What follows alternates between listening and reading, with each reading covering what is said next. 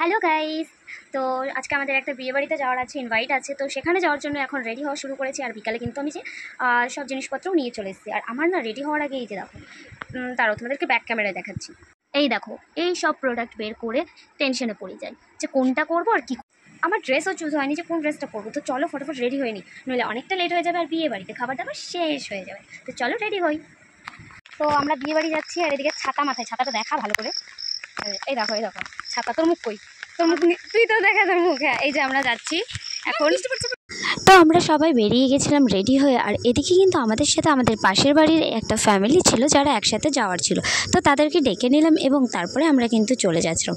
আর সত্যি বলতে বৃষ্টির মধ্যে বিয়ে বাড়ি যাচ্ছি, ছাতা মাথায়, হাতে ছাতা নিয়ে, মানে খুব একটা আলাদা রকম ব্যাপার ছিল। তো যাই হোক, ও মা, এদিকে বিয়ে বাড়ি, ওরে বাবা কাদা টিচার। ফার্স্টে ভেবেছিলাম শুধু আমরাই হয়তো ছাতা মাথায় যাচ্ছি, কিন্তু যখন ভিডিওটা করলাম এবং আশপাশের লোকজনকে দেখলাম, তখন দেখলাম সবাই কিন্তু ছাতা মাথায় যাচ্ছে। আর এদিকে ডেকোরেশনটা কিন্তু খুব সুন্দর হয়েছে।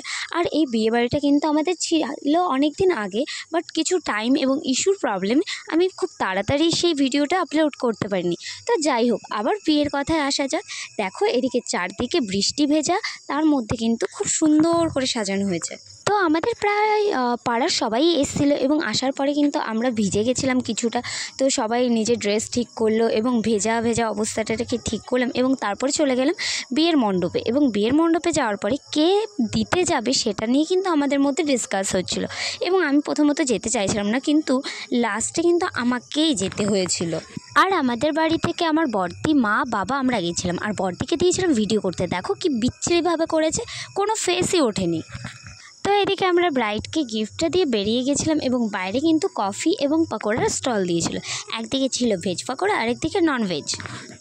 তো আমরা ভেজ পকোড়া ননভেজ পকোড়া দুটোই খেয়েছিলাম এবং তারপরে কিন্তু ওমের সাথে দেখা হয়েছিল।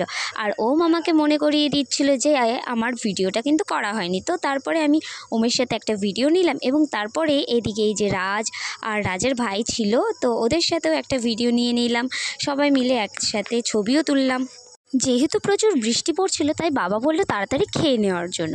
তো বাবা প্রথমে বসে গেছিলো খেতে, তারপরে কিন্তু আমাদের ডেকেছিল এবং আমরা খাবার দাবার খেতে চলে এসেছি। এদিকে আমাদেরকে কিন্তু প্রথমেই দিয়ে দিয়েছিল কচুরি, চানা মশলা, এদিকে ডাল ভাত এবং এদিকে আরও অনেক সবজি ছিল। তারপরে দিয়েছিল আমাদের পোলাও, মাটন, মানে সব কিছু মিলিয়ে খুব ভালোই খাওয়া দাওয়া হচ্ছিলো। কিন্তু বৃষ্টি চারদিকে, সেটা নিয়ে একটু সমস্যা হচ্ছিলো, কারণ চারদিকে বৃষ্টির জলও পড়ছিল।